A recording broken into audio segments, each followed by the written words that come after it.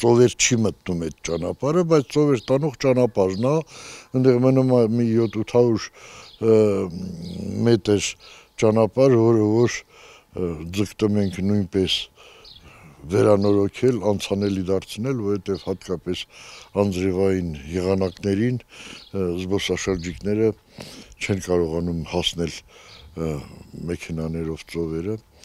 ու ուզում ենք որ գտնենք մի բարերար կամ պետական միջոցներով կամ համայնքի ներդրումով անպայման վերանորոգել ծովեր տանող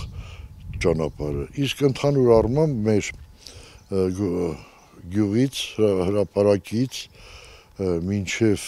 այդ մոտ կոր տանող մարզատակի ճանապարհի հատվածը կազմում է 5-9 կիլոմետր,